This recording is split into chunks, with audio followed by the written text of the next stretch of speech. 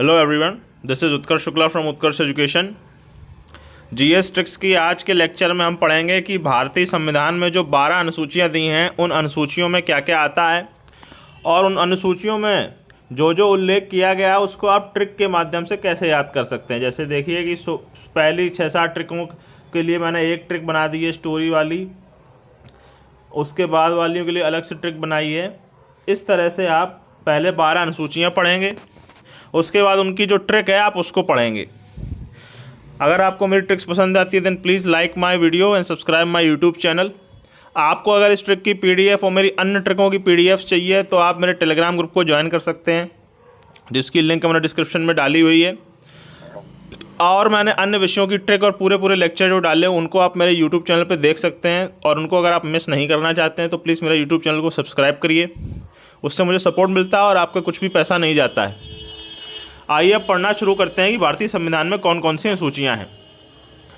पहली अनुसूची में है कि भारत में जो संघ में जो राज्य दिए हैं, जो संघ शासित प्रदेश हैं हमारे, उनका उल्लेख पहली अनुसूची में किया गया है कि कितने राज्य हैं, कितने संघ शासित प्रदेश हैं, कौन कौन से राज्य हैं, कौन कौन से संघ शासित प्रदेश हैं। दूसरी अनुसूची में बताया है कि हमारी राज्य व्यवस्था में जो विभिन्न पदाधिकारी हैं, राष्ट्रपति, प्रधानमंत्री, मुख्य न्यायाधीश, इस तरह के जो लोग होते हैं, इनको जो वेतन मिलेगा, इनको जो और पेंशनें मिलेंगी वो कितनी मिलेंगी, उसको दूसरी अनुसूची में बताया गया है। तीसरी अनुसूची में बताया गया है कि विभिन्न पदाधिकारियों द्वारा शपथ जो ली जाती है पद ग्रहण कर, जैसे कोई पद राष्ट्रपति को शपथ दिलाई जा रही है, प्रधानमंत्री को शपथ दिलाई जा रही है, तो शपथ जो बोली जाएगी उसका उल्लेख तीसरी अनुसूची में किया गया है। चौथी अनुसूची में बताया है कि राज्यसभा में किस राज्य से कितने लोग आएंगे, किस केंद्र शासित प्रदेश से कितने लोग आएंगे, उसका विवरण चौथी में दिया गया है। पांचवी अनुसूची में बताया गया है कि जो एससी और एसटी के क्षेत्र हैं, जिनमें सबसे ज़्यादा वो रहते हैं, उनके प्रशासन और नियंत्रण को कैसे करेंगे जिससे उनका जो कल्चर है वो बचा रहे। अगर आपने उन पर देखिए जो बहुसंख्यक वर्ग है उसकी पॉलिसीज़ को लगा दिया तो उनका खुद का कल्चर ख़त्म हो जाएगा, तो उनके लिए अलग से पांचवी अनुसूची में नियम बनाए गए हैं। सेम चीज़ की गई है 4 राज्यों में, असम, मेघालय, त्रिपुरा, मिजोरम, 4 राज्य हैं। इनके में जो जनजातीय क्षेत्र हैं इनके प्रशासन के भी अलग से नियम बने हैं, ताकि ये 4 राज्यों के लोग ना अलगाववाद से घर्षित ना हो जाएं, वरना वो फिर आंदोलन करने लगेंगे हमारा अलग देश बनवाओ, हमारा अलग देश बनवाओ वगैरह वगैरह। तो उनको अलग से छूट मिली हुई है। 6 अनुसूचियों में इस तरह से उल्लेख किया गया। आप इनको बार बार पढ़िएगा, आपका काम हो जाएगा, उसके बाद ट्रिक से याद कर लीजिएगा। 7वीं अनुसूची में बताया गया है जो 3 संघ राज्य समवर्ती सूची नहीं होती, संघ सूची में केवल केंद्र सरकार कानून बना सकती है, राज्य सूची में केवल राज्य सरकार कानून बना सकती है, समवर्ती सूची में दोनों लोग कानून बना सकते हैं, और इमरजेंसी के टाइम केंद्र सरकार किसी पे भी कानून बना सकती है। तो ये सब चीज़ें किस अनुसूची में लिखी हुई हैं उसको 7वीं अनुसूची कहा जाएगा। 8वीं अनुसूची में भारत की 22 भाषाओं का उल्लेख है। जो 22 भाषाएं हैं, संविधान जिस दिन लिखा गया था उस दिन सिर्फ 14 भाषाएं थीं, फिर अन्य लोगों ने दंगे आरंभ किए, आंदोलन किया, तो उसमें जोड़ जाड़ के अब और भाषाएं जोड़ी गई हैं। 8 तो अब टोटल 22 हो गई हैं। इन सभी अनुसूचियों की डिटेल्ड लेक्चर अलग अलग से आपको बाद में मिल जाएंगे। अभी मैं केवल एक ब्रीफिंग दे रहा हूँ जिससे आप ट्रिक के माध्यम से ब्रीफिंग रूप से याद कर सकें। 9वीं अनुसूची है कि जिन्हें उन कानूनों, ये पहला संविधान संशोधन हुआ था जो 1951 में, उससे यह अनुसूची जोड़ी गई थी और इन्हें अब न्यायालय में चुनौती, इसमें अगर कोई कानून डाल दिया सरकार ने तो अब उसको कोर्ट में जाके आप चुनौती नहीं दे सकते, ऐसा जनरली नियम है। 10वीं अनुसूची में है कि दल बदल, जो नेता दल बदल लेते हैं, आज कांग्रेस के थे कल भाजपा के हो गए फिर आप में चले गए, तो उनको किसी सज़ा मिलेगी, उनको दल बदलने के क्या नियम हैं, वो जो है 10वीं अनुसूची में लिखे गए हैं। 11वीं अनुसूची में देखिए हमारे जो 73वां संविधान संशोधन हुआ था उसके जरिए पंचायती राज की व्यवस्था की गई थी। तो पंचायती राज किन विषयों पर कानून बना सकती है आपकी पंचायत, 29 विषय ऐसे हैं जिन पे पंचायत को अधिकार दिया हुआ है, उनका उल्लेख 11वीं अनुसूची में है। और 74वें संविधान संशोधन से शहर के स्थानीय प्रशासन को जोड़ा गया था, जो नगर पालिका और नगर निगम होते हैं, उनमें 18 विषयों का उल्लेख 12वीं अनुसूची में किया गया है।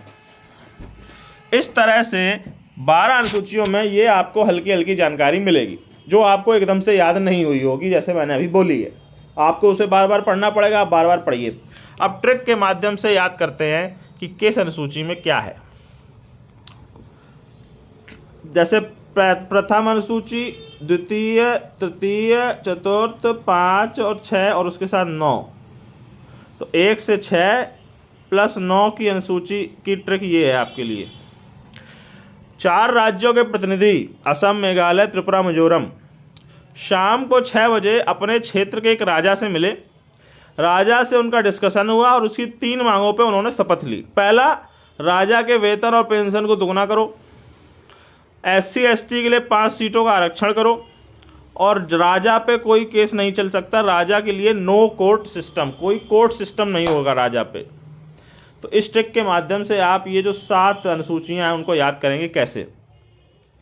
4 राज्यों के प्रतिनिधि से आप याद करेंगे। चौथी अनुसूची में राज्यसभा में प्रतिनिधि कहाँ कहाँ से कितने आएंगे वो कैसे होगा?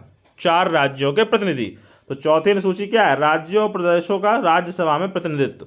तो राज्य से आप राज्य और राज्यसभा 2 चीजें याद रखेंगे। प्रतिनिधि से आप याद रखेंगे कितने लोग प्रतिनिधि बन के आएंगे।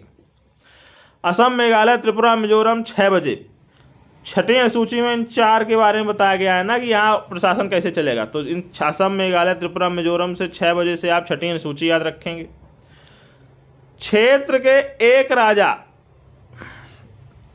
प्रथम अनुसूची में क्या बताया? घटक राज्यों का भारतीय संघ में। तो एक भारत में कितने राज्य होंगे वो आप यहां से याद रखेंगे, क्षेत्र के एक राजा से।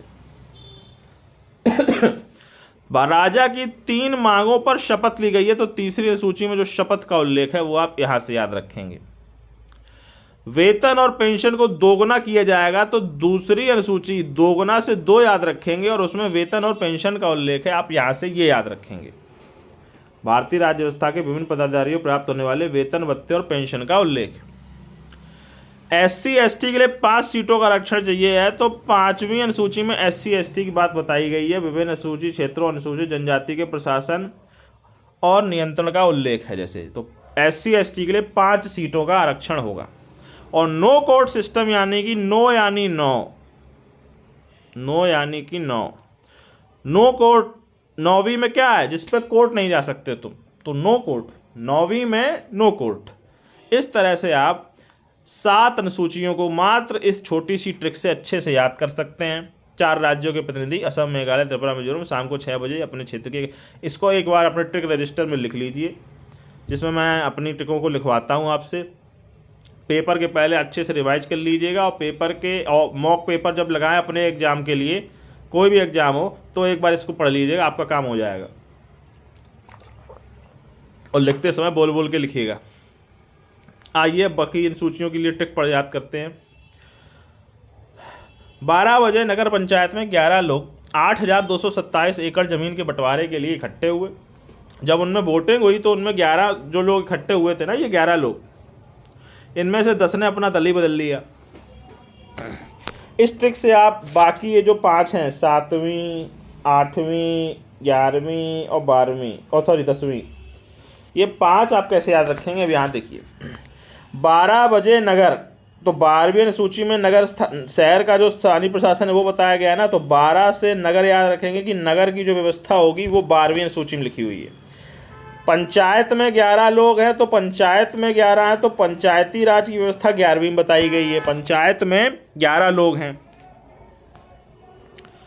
8,227 में पहला संख्या है 822, तो 8वीं अनुसूची में 22 भाषाओं का उल्लेख है, ये दिमाग में रखिएगा, ठीक है।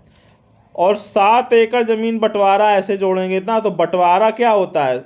शक्तियों का जो बंटवारा केंद्र और राज्य में हुआ है वो 7वीं अनुसूची में लिखा हुआ है, ठीक है। और 11 में से 10 ने दल बदला है ना, तो 10वीं अनुसूची में दल बदल का कानून आएगा। तुम इस तरह से इन 5 को एक छोटी सी ट्रिक के माध्यम से याद कर लोगे और इनको मिला दोगे, तो टोटल 12 जो अनुसूचियाँ उनकी 12 की 12 तुमको याद हो जाएंगी। Please like my video, subscribe my YouTube channel अगर आपको ये ट्रिक पसंद आई हो। आपका कोई समय बर्बाद नहीं होता है, मैं एक एक अनुसूची की एक एक ट्रिक बताता नहीं हूँ ताकि आपका समय बचे और आपको कन्फ्यूजन भी ना हो। Please subscribe my YouTube channel and support me. Thank you very much. आपके सभी एग्ज़ाम अच्छे हों। जय हिंद।